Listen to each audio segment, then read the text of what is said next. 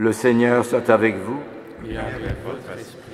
Bonne nouvelle de Jésus-Christ selon saint Matthieu. Gloire à toi, Seigneur. En ce temps-là, partant de Génézareth, Jésus se retira dans la région de Tyr et de Sidon. Voici qu'une Cananéenne, venue de ce territoire, disait en criant: « Prends pitié de moi, Seigneur, fils de David. Ma fille est tourmentée par un démon. »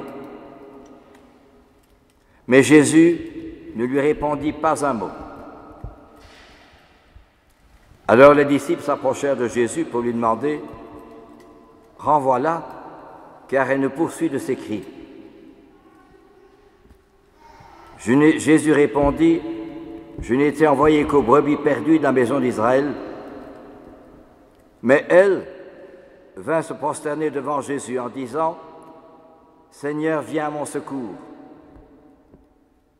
Il répondit: « Il n'est pas bien de prendre le pain des enfants et de le jeter aux petits chiens. » Elle reprit: « Oui, Seigneur,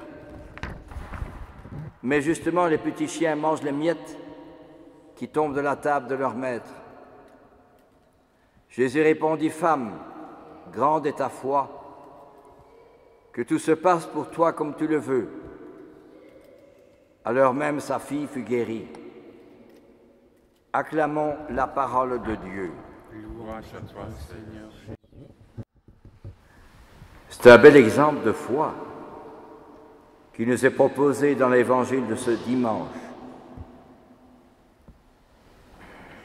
Cette femme cananéenne dont la fille est tourmentée par un démon. Et Jésus ne lui répond pas, mais les apôtres interviennent. Elle nous poursuit de ses cris.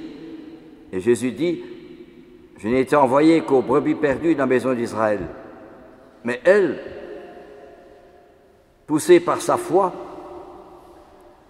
elle dit: « Jésus, Seigneur, viens à mon secours. » Jésus lui répond: « Il n'est pas bien de prendre le pain des enfants, de le jeter aux petits chiens. » Mais alors elle répond, toujours dans la foi, tellement elle est poussée par le désir de la foi.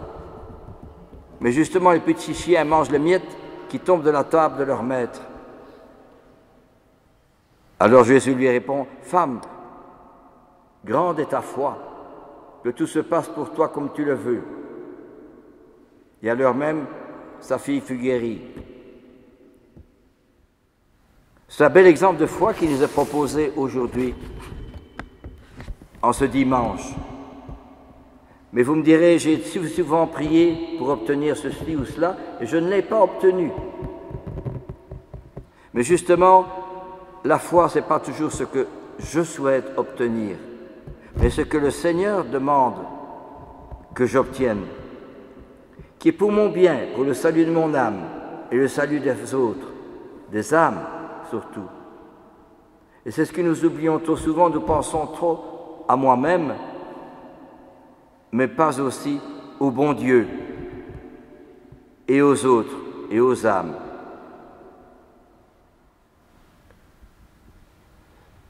Je me suis passionné pour le salut des âmes, dit la petite Thérèse de Lisieux. Eh bien, c'est ce qui nous est proposé aussi. Pas seulement penser à soi, mais penser à la volonté du bon Dieu, à ce que le bon Dieu souhaite pour moi. Thérèse de Lisieux et d'autres saints n'ont pas toujours été répondus. Thérèse a eu la tuberculose et d'autres, et ceci ou cela. Mais cependant, la foi les aidait malgré tout, à travers les nuages, à croire dans le soleil. Nous fêtons aujourd'hui Saint Bernard, qui est un grand moine cistercien et trappiste. C'est la fête chez les moines cisterciens et chez les trappistes. Cisterciens, c'était le début, et puis alors après, il y a eu la réforme qu'on appelle l'abbé de Rancé par les trappistes. Bien, Saint Bernard était un grand moine, un grand prêtre, qui a fait beaucoup de bien, dans son époque. Je me souviens, c'était à l'abbaye d'Orval. Il y avait un moine, le frère, je ne retombe plus sur son nom, et ce frère-là, c'est celui qui s'occupe toujours de remettre à l'hôtellerie la vaisselle et tout en ordre. Après chaque repas, il fallait faire la vaisselle. Le frère Hugues. Et quand le frère Hugues venait alors à l'office, il avait toujours le sourire. Il souriait à tout le monde. Et puis il s'asseyait ou il se mettait à genoux. Il avait le sourire. C'était formidable, le frère Hugues. Je l'ai retenu. Il est décédé maintenant, mais une belle figure de moine qui était toujours, malgré qu'il avait beaucoup de choses à faire, toujours le sourire. Il regardait les gens avec un sourire merveilleux. Et c'était le bon Dieu qui était dans son cœur. Et une autre fois, il y avait un moine âgé, toujours à l'abbaye d'Orval, il y a quelques années de cela, à la moitié du XXe siècle. Et ce moine s'occupait de la ferme. Et un jour, il tombe malade. Et il était fort courbé. Et alors, on ne pouvait plus le transporter de la ferme à l'abbaye. Le médecin avait interdit.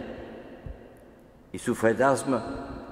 Et puis alors, on a trouvé une chambre là-bas, à la ferme, pour lui. Et au grand étonnement de tous les moines, il y a un défilé inattendu, on ne s'y attendait pas du tout, un défilé de personnes, de chrétiens, d'hommes, de femmes, de jeunes, d'enfants, de prêtres, même d'évêques, qui venaient saluer ce moine.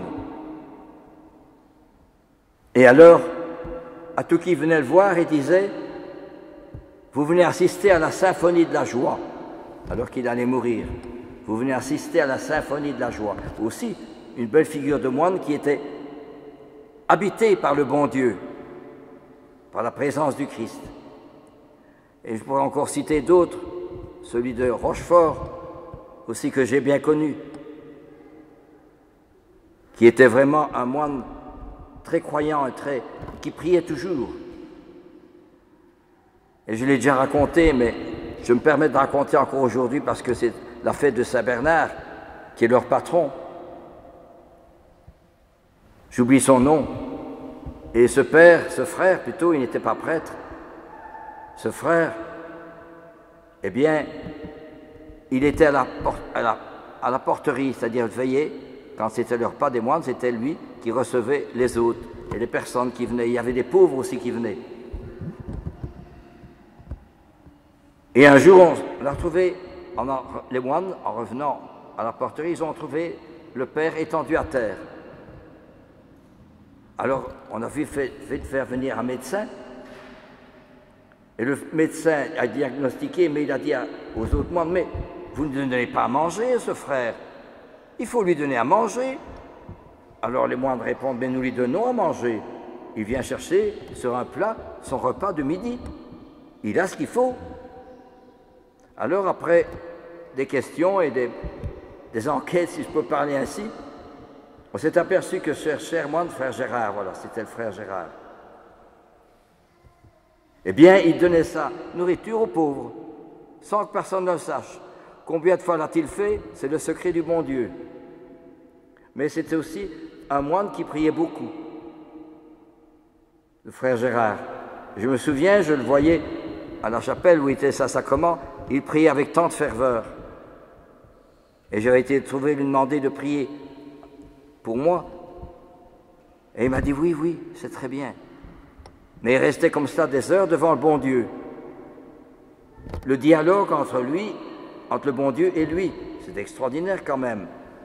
Que pouvait-il se dire, si ce n'est que ce moine, qu'il est âgé, il y avait un dialogue incessant entre notre Seigneur et lui.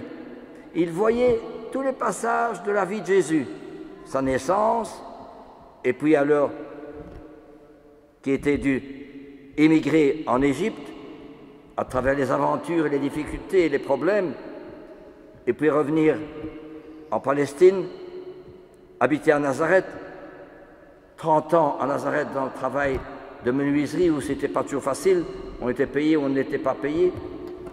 Et puis tous ces voyages apostoliques où il était bien vu, et puis d'autres il était rejeté, on l'accablait en disant c'est le fils de Belzébuth, c'est un démon.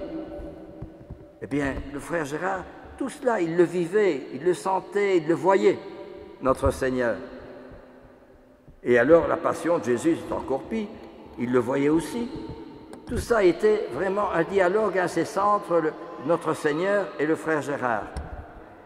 Et c'est ce que nous avons oublié justement. C'est cette relation personnelle. La foi, c'est une relation personnelle établie entre Jésus et moi.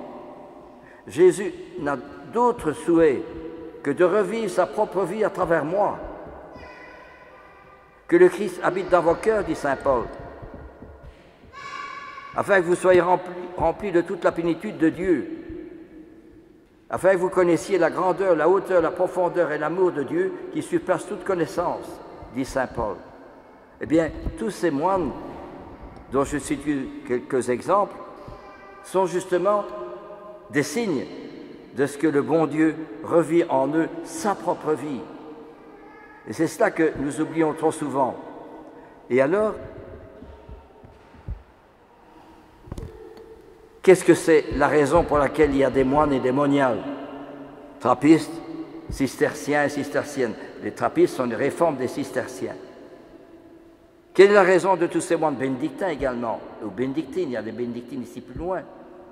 La raison d'être, ce n'est pas d'être mieux au service des gens, ce n'est pas de consacrer du temps à la prière, oui, mais ils sont déjà l'anticipation de la vie du ciel. C'est ça la vie monastique, c'est une anticipation de la vie du ciel. Pourquoi? Parce que le vœu d'obéissance, de pauvreté, de chasteté sont les trois vœux qui nous permettent de vivre déjà au ciel. Notre Seigneur dit bien, au ciel, il n'y a ni homme ni femme, ce sont tous des âmes auprès du bon Dieu qui sont transfigurées par le Christ. Alors justement, ils ont été, si vous voulez, transformés par la grâce, par le Christ. Et c'est le Christ qui revivait en eux et en elles sa propre vie. Alors ils pouvaient dire en vérité, ce n'est plus moi qui vis, c'est le Christ qui vit en moi. Ils en étaient profondément marqués, influencés, pénétrés, illuminés, transfigurés. Eh bien, c'est cela que justement, ce bel exemple de la femme cananéenne. Ô femme, ta foi est grande. Et alors aussi, saint Paul qui nous dit, Dieu a enfermé tous les hommes dans le refus de croire pour faire à tous miséricorde, sa paix, son amour, sa miséricorde. Miséricorde vient du mot latin misericordia, miseris veut dire pauvre, un pécheur, et cor cordis, le cœur, ça veut dire saint Augustin. Le cœur, c'est-à-dire l'amour au cœur, même faiblesse, de ma faiblesse, de mes limites, de mes recherches, de mes pécheurs. Plus je m'approche de Dieu, plus je m'aperçois que je suis pécheur. Vous savez, vous les dames qui faites le ménage chez vous, quand il y a un beau soleil, vous frottez comme il faut la fenêtre pour qu'il n'y ait plus de taches afin que le soleil puisse entrer à profusion dans votre living et tout brille. Bien, c'est la même chose, ce n'est qu'une histoire, c'est la même chose pour notre âme. Nous voulons que notre âme soit purifiée par le bon Dieu, qu'il n'y ait plus de taches d'orgueil, d'égoïsme, de profit, d'arnaque, etc., pour que nous soyons transformés par la lumière, pour que la lumière du bon Dieu éclate comme il faut dans mon âme, pour que les plus belles fleurs éclosent dans le jardin de mon âme. Comprenez cela? C'est ça qui est formidable. Et nous oublions, nous croyons toujours, j'ai fait ceci, je fais cela, mais il ne s'agit pas de faire, il ne s'agit pas des actes de vertu, il s'agit simplement de reconnaître que je suis pécheur. J'avais écrit, plus je me rends compte que je suis néant, plus que je me rends compte que je suis néant, c'est-à-dire pécheur, pauvre, faible, plus je fais l'expérience de l'infinie miséricorde du bon Dieu dans mon âme. C'est toute la mission de Thérèse de Lisieux, tout l'enseignement de Thérèse de Lisieux, toute sa doctrine. Et la doctrine des saints aussi, voyez-vous. Saint Paul dit, moi j'étais pécheur, j'ai mis des chrétiens en prison, j'ai fait le mal, mais le bon Dieu m'a guéri. Et bien justement, il fallait que je sois transformé par le Christ pour que je sois, pour d'autres, l'objet de la miséricorde du bon Dieu, pour d'autres chrétiens. Voyez-vous ce que nous dit l'Évangile cette parole de Dieu, c'est beau. Et justement, il y a encore la première lecture. Ma maison s'appellera maison de prière pour tous les peuples. La maison de prière. Il faut que aussi, chez moi, ce soit une maison de prière où je puisse prier le bon Dieu plus souvent, matin, soir, midi, et puis alors, de temps en temps, le matin, puis l'après-midi, le chapelet, etc. Reprendre l'évangile du jour. Il y a des missels dans le fond de l'église qui sont gratuits, je crois. Eh bien, c'est l'occasion jamais de méditer un peu l'évangile de chaque jour, l'évangile de dimanche. Ah, c'est merveilleux, c'est le bon Dieu, n'est-ce pas? C'est le soleil, mais pas un soleil qui fait trop chaud, mais un soleil qui est tout à fait différent du soleil d'ici, parce que c'est le soleil du bon Dieu, mais un soleil de paix, de lumière, de joie, de vérité, de douceur, de miséricorde. Ah, ça, c'est magnifique.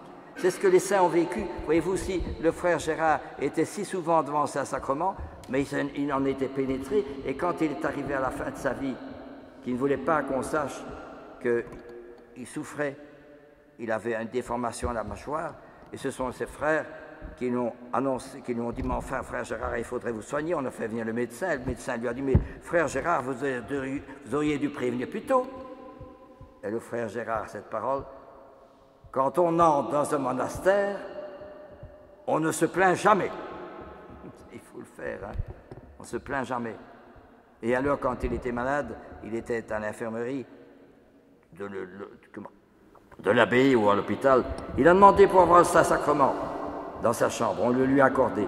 Eh bien, il était tourné tout le temps vers le Saint-Sacrement, tout le temps. Il était vraiment saisi par le Saint-Sacrement. Ce sont ses frères qui ont raconté cela. C'est magnifique, hein? Parce que, justement, c'est ce dont nous avons plus besoin, d'avoir des âmes qui voient le bon Dieu. Qui sont, nous autres avons Internet, hein, nous avons un smartphone et nous cherchons, chipotons là-dessus tout le temps. Je vois les jeunes tout le temps. Mais les saints, ils ont le smartphone du ciel, hein, et ça c'est plus beau, et c'est plus vrai, et plus authentique.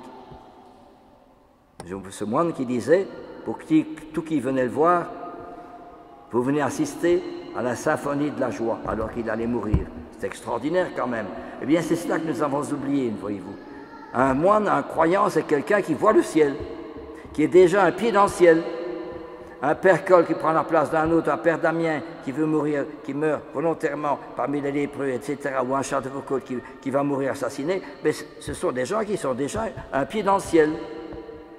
Ce n'est pas du social seulement ça, ce sont des gens qui sont transfigurés, qui sont pénétrés, qui sont illuminés, et c'est ce que nous avons oublié. Est-ce que nos conversations que nous avons avec d'autres chrétiens, etc., nous parlons de films, de telle mode, ou bien de tel magasin, ou bien de ceci, ou bien du tram dans Liège, il ne devrait pas faire le tram, etc. Enfin, les pour et les contre. Mais la vraie conversation, est-ce que ce ne doit pas être le bon Dieu, hein, qui agit dans mon âme, il a fait ceci pour moi, il a eu ceci. La Sainte Vierge disait, elle retenait tous ces événements et les méditait dans son cœur. Est-ce que moi qui vous parle, est-ce que chacun et chacune d'entre nous, tous ces événements que je vis, est-ce que je les retiens et je les médite dans mon cœur? Et là, je trouve le soleil du bon Dieu. Amen.